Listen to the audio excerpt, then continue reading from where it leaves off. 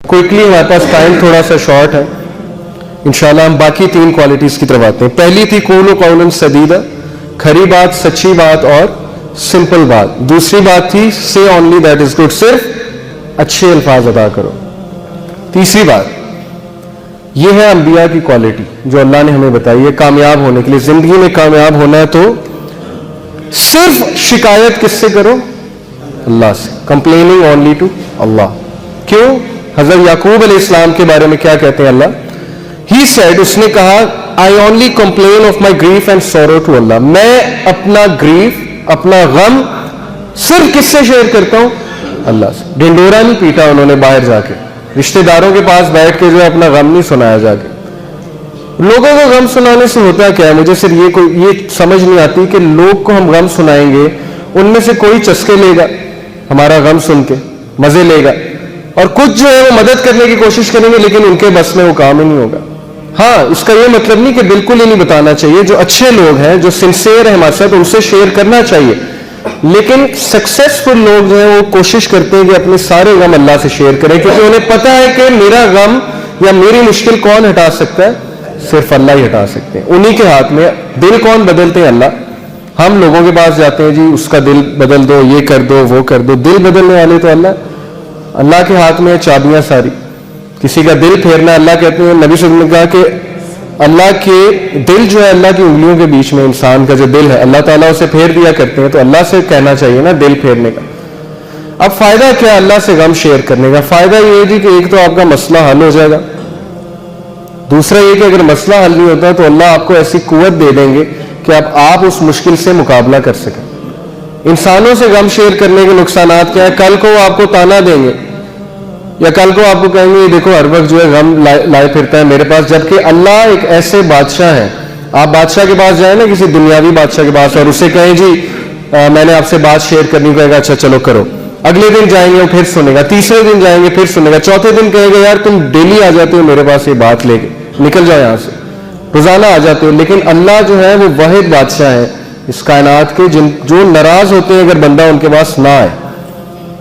मैं हमेशा मिसाल दिया करता हूं, मैं टीचर हूं और नालायक स्टूडेंट मेरे पास आए तो मुझे ज्यादा खुशी होती है।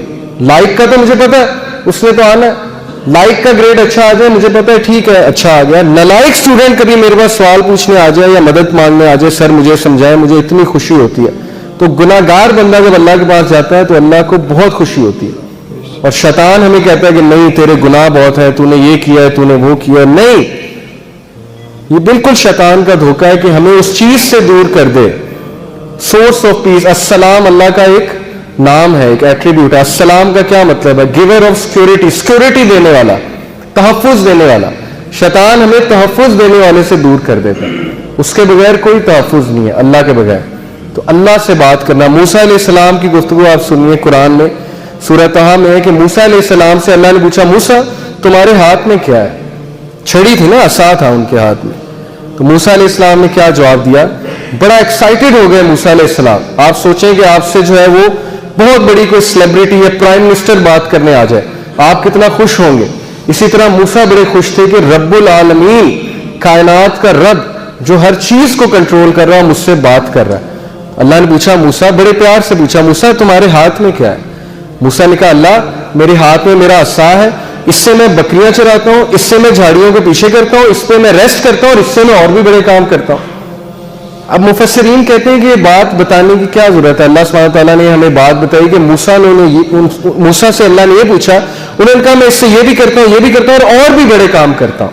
अब कुरान में तारीखी वो जुमले हैं जिनका बहुत बहुत मीनिंगफुल जुमले हैं कुरान में, जिनका कोई मकसद है।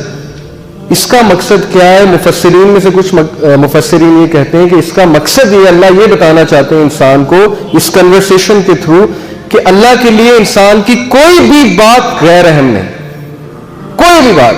क्योंकि मूसा किस तरह की बातें बता रहे हैं? अल्लाह इससे मैं ये करता हूं, ये करता हूं और इससे मैं और भी बड़े काम करता हूं। और अल्लाह आगे से मुस्कुरा रहे होंगे, ये देखो मेरा बंदा मुझे किस तरह से बता रहा है। तो अल्लाह के लिए कोई बात हमारी गैर अहम नहीं है और अल्लाह ही अनकंडीशनल पॉजिटिव रिगार्ड देते हैं। अनकंडीशनल पॉजिटिव रिगार्ड क्या होता है कि आप माहिर नफ्सियात के पास जाएं, वो आपसे पैसे लेता है अच्छे खासे, सुनी जाता है, सुनी जाता है, सुनी जाता है, आगे से टोकता नहीं है। इसे कहते हैं अनकंडीशनल पॉजिटिव रिगार्ड। लेकिन इसके वो पैसे लेता है, آپ جب سارا اسے سنا دیتے ہیں آپ کہتے ہیں تو بڑا اچھا بندہ ہے, اس نے تو میری ساری سنی ہے, مجھے ٹوکا نہیں ہے. تو بھائی اللہ تو پیسے بھی نہیں لیتے, آپ اللہ کے سامنے کیوں نہیں باتیں کرتے؟ ایگزیکٹ وہی بات کہ اللہ میری زندگی میں یہ چل رہا ہے, میں تھک گیا ہوں, مجھے ہدایت دیں, میں نہیں جانا چاہتا اس طرف میرے رب, میں مشکلات میں ہوں, میرے اوپر بہت امتحان آ چکے ہیں, میں بس تھک چکا ہوں. آپ کیوں نہیں اس طرح بتاتے اللہ کو؟ بس یہی ایک فرق ہے, یہی ایک فرق ہے کامیاب لوگوں میں اور ناکام لوگوں میں, یہ ایک ہیبٹ ہے. تو اس کا فائدہ کیا ہے جی؟ اللہ سے غم شیئر کرنے کا, اللہ سے بات شیئر کرنے کا فائدہ کیا ہے؟ سورہ طلاق میں اللہ نے وعدہ کیا, اللہ نے کہا کہ جو کوئی بھی میرا تقوی اختیار کرتا ہے, تقوی سے مراد ہے کہ مجھے پہچانتا ہے اور میرے پاس آتا ہے اور میرا کہنا مانتا ہے, اللہ اس کے لیے ایک ایسا راستہ نکال دیں گے ہر مشکل سے نکلنے کے لیے کہ وہ سوچ بھی نہیں سکتا. اور اس کی تفسیر حدیث میں آتی ہے کہ جو شخص استغفار کو لازم پکڑ لیتا ہے اللہ اس کو ہر مشکل سے نکال دیتے ہیں. پھر اللہ کہتے ہیں کہ اسے ہم ایسی جگہ سے دیں گے رزق کہ وہ سوچ بھی نہیں سکتا.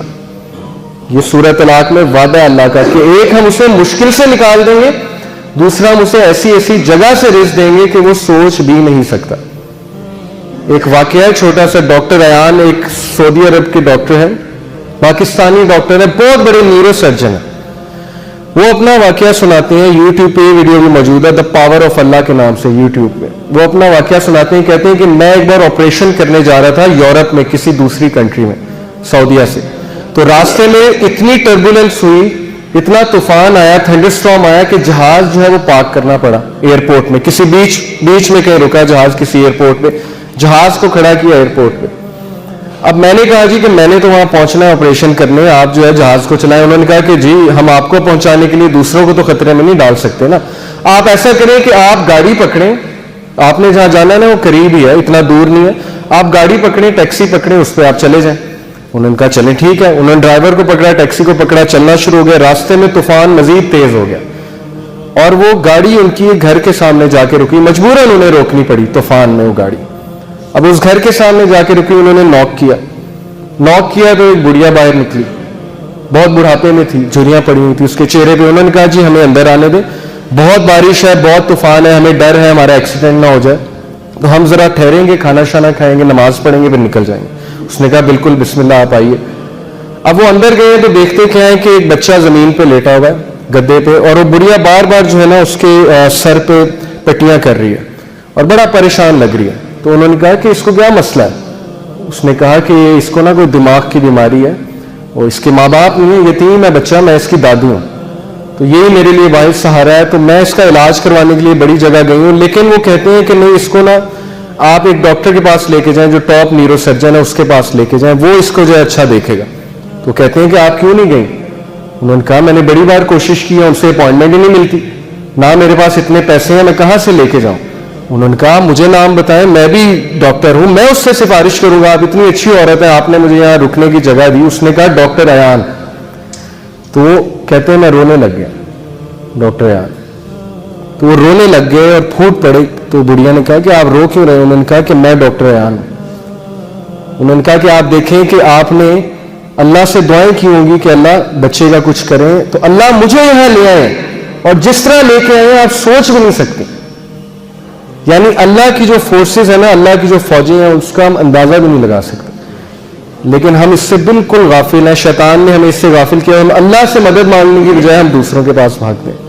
تو ایسے بڑے واقعات ہیں, آپ کو سلف کی زندگی سے ایسے بڑے واقعات مل جائیں گے جس میں ثابت ہوا کہ اللہ جب اپنی فوجوں کا استعمال کرتا ہے تو پھر اللہ ناممکن کو بھی ممکن بنا دیتا ہے.